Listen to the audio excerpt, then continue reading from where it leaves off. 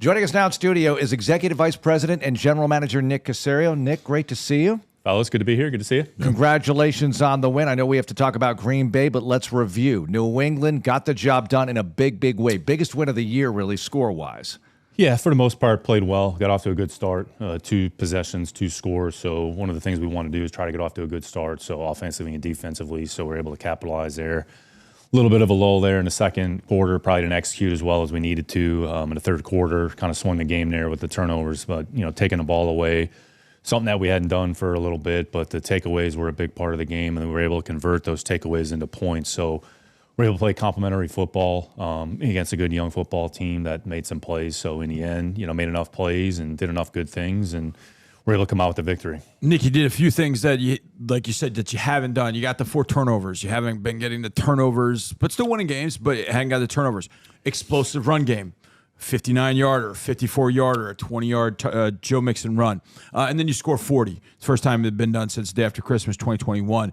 I know those aren't goals you go in and you say, okay, we're going to do these things, but how good was it to reach those kind of goals that you hadn't been hitting? Yeah, it's interesting. Takeaways sometimes come in bunches, so you might have a lull there where you don't have any, but it's something that it's a huge emphasis point for the team. It's something that we talk about each week, each Thursday, try to identify some keys, and when it happens, it comes in bunches. So we're able to take the ball away, which I'd say when we get to Green Bay, like they're the best team in the league at taking the ball away. That's one of the reasons that they're 4-2 or whatever their record is. So when in a running game, anytime you have the ability to create some explosive runs, then that is usually conducive to shortening drives or putting yourself in advantageous positions offensively. So those 2 runs, it's really 3 runs, were fairly well blocked. There's a little bit of space. The backs were able to get through. The one was a little bit more on the edge, and it was well blocked. And then DP showed good balance and body control where he was able to sustain on contact. So anytime you can create explosive plays, whether throwing or running, it's usually going to be a positive for the offense. So it's good for, it's a good opportunity, for us to see that come to fruition. Just over a third of the season played, and the depth already really tested here, Nick. What's interesting to me is how you don't have Nico, but the 2 backs come back and Mixon and Pierce, and the team is different. You win in a different kind of way with that explosive run game. No, it's an interesting point, Mark. Each week, it's probably going to look a little bit different. So your team is your team. You try to create as much depth as possible, both on and off the roster. You never know when you're going to need everybody. We had a situation where we were able to get our 2 best backs back at the game, and they went out there and we ran for 192 yards rushing or whatever we did. So very efficient in a passing game.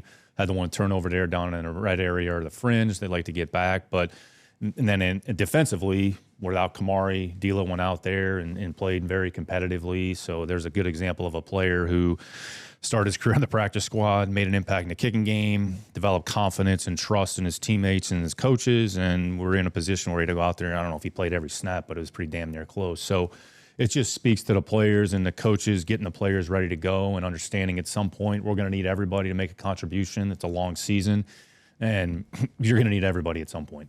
Speaking of, Nick, tough news this week, losing Mario Edwards for the next 4 games. As we're about to get Nico Autry back, I'd rather not trade, rather have them both. But how do you think that interior defensive line kind of shapes up without Mario for the next few games? Yeah, it kind of goes back to the last discussion we have. We feel like we have decent depth there. So Danico coming back, the Mario situation, it's really it's more of a league matter. There's really not much we can do about it.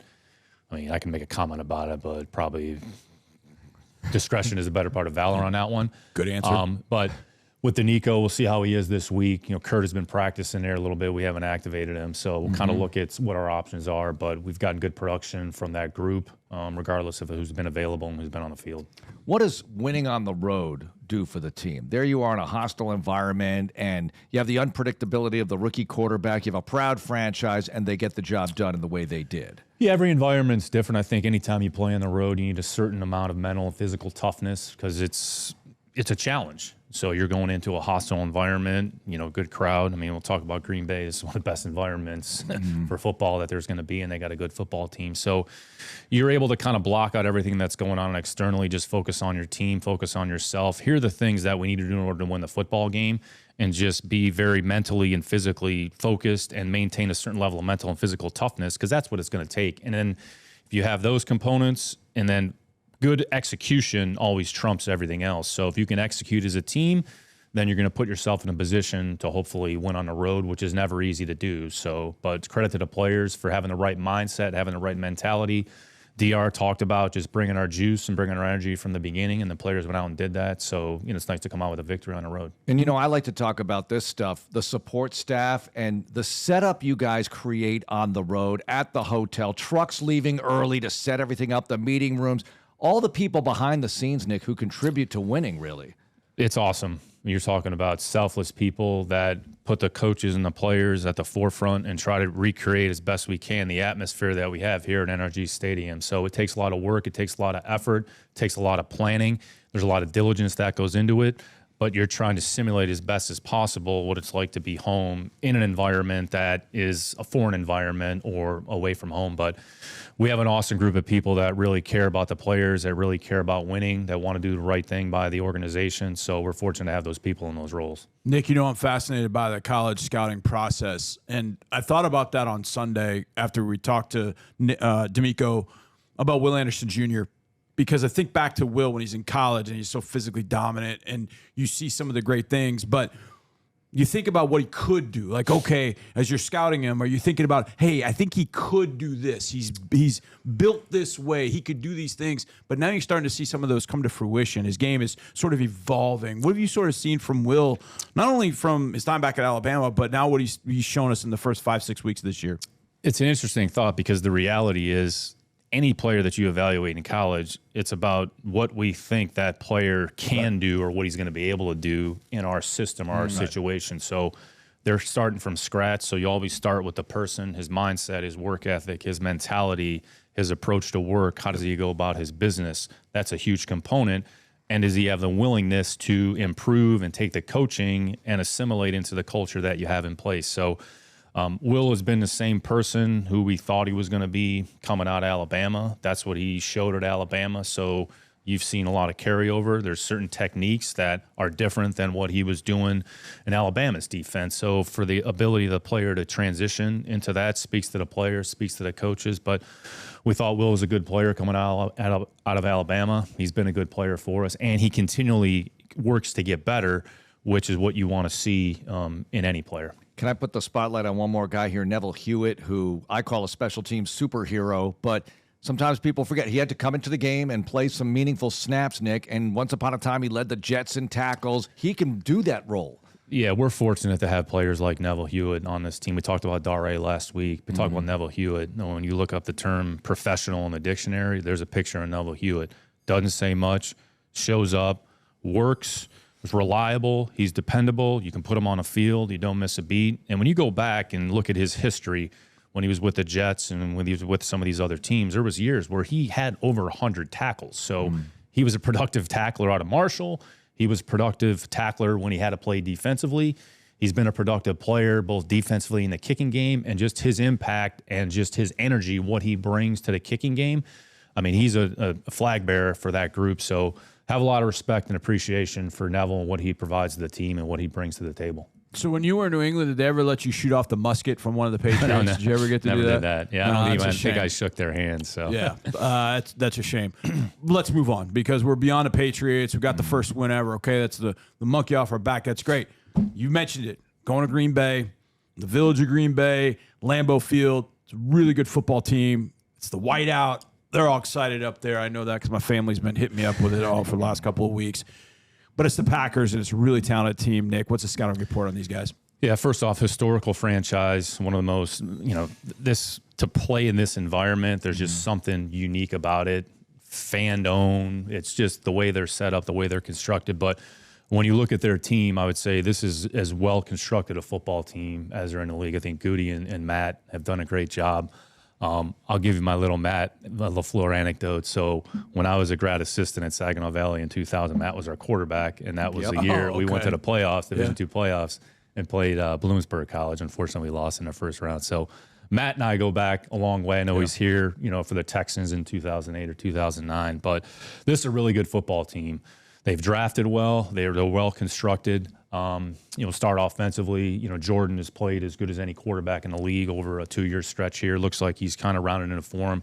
Was injured against Philly, but they do a really good job offensively of playing to his strengths. So between Jordan and they signed Jacobs in the offseason, who Josh has led the league in rushing. So Jordan's he's a really good quarterback, very efficient, makes good decisions. They can run the ball.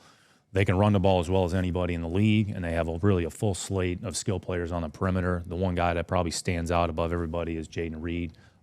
This guy's explosive. He's really good with the ball in his hands. They find ways to get him the ball. I think going into the game last week, he had like 20 catches for over 400 yards, 10 rushes for 100 yards. He's explosive.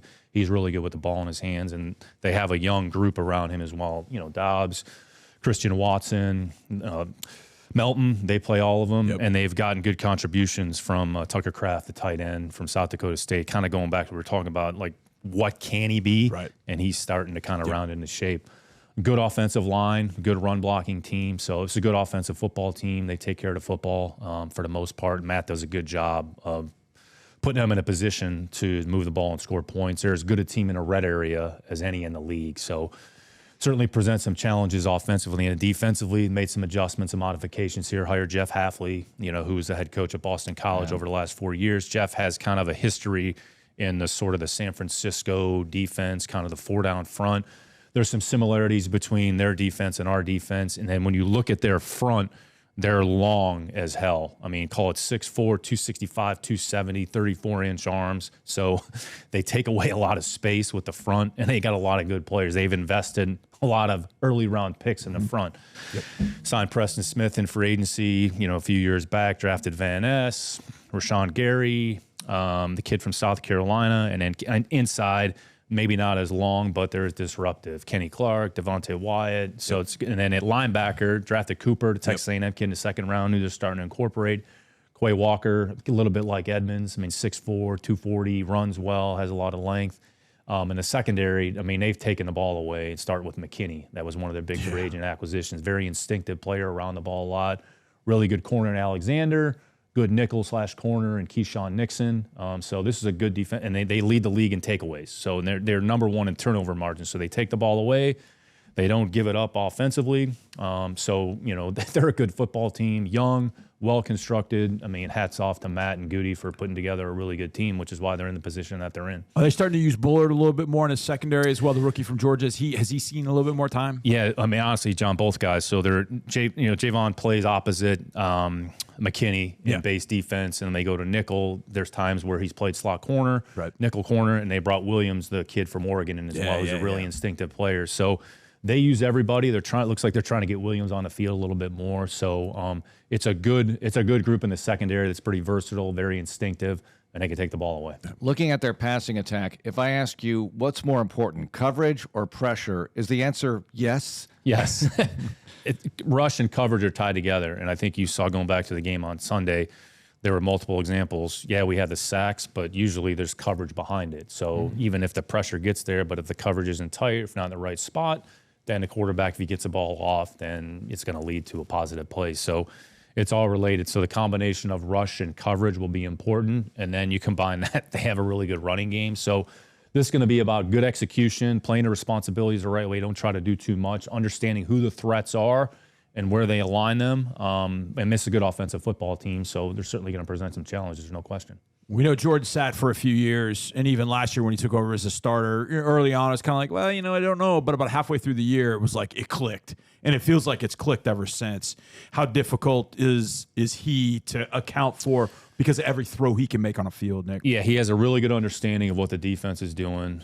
Arm strength for days, can fit the ball in basically wherever you want. He's accurate, throws a catchable ball, and they do a good job of setting up the passing game where he always has an option. So I think he's done a good job in terms of his growth of just taking what the defense gives him. Okay, it's not there. We'll go to the check down, get rid of the ball. So he's a really good football player. And Bob, midway through the year, last year to the end of the year, he arguably played as good as any quarterback in the league. So kind of got off to a little bit of a slow start just because of the injury, but it looks like he's kind of rounding into form. And they put, 28 points on a board in the first half, whatever it was, against Arizona here last week. So getting off to a good start is going to be important for us as a football team. How pertinent is the Malik Willis tape? Because that was interesting. No love, and they bring Willis in, and a lot of people on the outside said, what are you doing? Well, it worked out really well for them. Yeah, credit to them. So they figured out what do we have to do these next couple games in order to win the football game. So the heavy dose of the running game, and then Malik made some plays in the passing game, and then he made some plays with his legs. So There are probably some concepts that'll carry over in the running game that you have to account for. But, I mean, there's a player who wasn't on a team in training camp, acquired him basically at the cut, was forced into action, and they figured out, well, here's what we need to do in order to win the football game, made some adjustments and modifications, which a credit to Matt and the offensive staff for doing that and putting them in a position to win those 2 games. A little bit easier, Nick, to face an NFC team a little later in the year. I know that because we just don't have history with NFC teams, and we lost to the Packers in 2020. It was a COVID year, and they've completely different. But is it any better because you've got 5 games? I know you don't have that many of Jordan, but you got a little bit of Malik, you got a little bit of Jordan. Does that kind of help in preparation? That's a little bit later? You can look at a little bit of everything. We just go back to the previous years. A little bit like we talked about with Minnesota. Anytime you don't play a team kind of in the cycle every 3 or 4 years, you just have to go back and just familiarize yourself, A, with the personnel, B, the coaching staff, the philosophy. Was there any changes from last year to this year? You go back and use 23 as a reference point. If it's applicable, it might not be. You might have to find some alternative measure. But the most important thing is just understanding the opponent as best we can, understanding what they're trying to do in all 3 phases, and then putting ourselves in a position where we can go out there and execute and play good football on Sunday. So I was in a conversation recently about things that happened during COVID that innovated things, like Zoom calls. We're all used to that now. But the practice squad, Nick, that really changed during COVID. Do you think we'd be here now without COVID with the practice squad, the flexibility you have? No, it's a good question, but I think everybody's benefited. Just roster flexibility. It's given more players opportunity. There's certain rules and parameters. You can include veterans and some exception players. So it's just an opportunity for more players to be available, and each team kind of sets up the practice squad a little bit differently. So there's always benefits. So I think we've always taken the approach, whatever the rules are, we'll try to maximize them to the best of our ability, make sure we understand them, and put ourselves in the best position possible to do the things that we think make the most sense for the Houston Texans. It's a great game in the NFL. They're great places to go, but Lambeau is at the top. How cool is it? I know, for me, it's a little bit of going back where I was a kid. But for you, Nick, what's it like when you go to Lambeau, how historic that stadium is, all the great things that have happened in NFL history? I know you got to gear up to play a game, but how cool is it to actually play that game? And how cool is it that it's not in December where it's 2 degrees, it's going to be 50 degrees? It's interesting. If you're fortunate to have an opportunity to essentially play in every stadium in the NFL, every environment is a little bit different. They all kind of have their own spin, but there's just so much history and just the atmosphere. And you walk in there, the way it's set up, it's just kind of a massive bowl. Speaking of December, I hadn't played there. It was 2014. We played a regular season game there. When they had Aaron, we had Brady. It went back and forth. It was like 24-21, kind of came down to the end of the game. We played Green Bay, and then we were flying from Green Bay out to Los Angeles because we were playing the Chargers. So we were kind of going to be gone for 2 weeks. But so much history. I mean, I don't know how many players are in the Hall of Fame from the Green Bay Packers, but it's a significant amount. So they have an appreciation for good football, and you're going to an environment. Like if you like football, you like being a part of a good environment, like Sunday's going to be a really good place to be. All right, thoughts on Vince Lombardi? The trophy's named after him. And we have so many coaches in the history of the game. We talked about Paul Brown previously. How did Lombardi, in your opinion, innovate? Is that his thing, or was it just that he was an excellent coach and won those championships in Titletown, as they call it? Yeah, all the above. When you look at the success that Coach Lombardi had over the course of his career, he left his imprint on the league. And for him to be recognized with the Super Bowl trophy being named after him, and it speaks to excellence. And it's what all we're aspiring and all we're shooting for. So Paul Brown, I mean, you talk about Don Coryell, when you go back in the history of the game, like they kind of laid the groundwork for all of us. And, it's a credit to the Packers organization for giving them the opportunity. We're big on history. When you go back and actually look at the history of the Green Bay Packers, how they acquired their name, the Green Bay Packing Company and everything that goes into it. I mean, it's very unique. There's not too many, I would say, teams like it. So the fact that Coach Lombardi has his name on the trophy, I mean, that says it all right there. I took Mark to the Packers Hall of Fame. Yeah, it was awesome. It's pretty cool. I mean, it's not the NFL Hall of Fame, but the Professional Football Hall of Fame. But it's cool to just go through there. And I went through there as a kid. Now I can appreciate it a little bit more looking at all the different memorabilia. And they have Lombardi's office set up, and it's just it's mind-blowing in some sense to think about, like, that's really kind of where it all started, was right there. If you're into the history of football, to be on the hallowed grounds of Lambeau Field in that environment, it doesn't get much better. All right, this week's most difficult question, Nick. We're going to put you in a situation here because wait for this one. Green Bay is known for brats, right? Yes. This is their tailgate specialty, right? Brats and beer, right? You have to choose one of the following: Green Bay brats, New England clam chowder, Baltimore crab cakes or Texas barbecue. You have to have one of these as a tailgate food. Well, I probably have no choice but to select Texas barbecue. Yeah, there we go. So All right, let's go among the other. We're going to take that out. Take that out. Take that out. Actually, I'm a crab cake guy, so I like Okay. crab cakes. Anytime we have them in the cafe, like I'll grab a crab cake. So if we take the barbecue out, which that's obviously at the top of the list, and then we draw a line, crab cakes probably would be next. And they have in the my healthy pecking ones order. here. Yeah. The healthy ones. So is chowder up on a list? I mean, you were there for Not a a while. chowder Is that- guy. Not a chowder guy. Oh, not the man. least bit. Johnny, it's Sorry- all carbs sorry and to creamy disappoint. stuff. Yeah. No way. but He's not it doing makes that. for a great breakfast chance. at 10 o'clock in the morning like the other day. It's great. Nick, thanks a lot. Good luck. Thanks, fellas.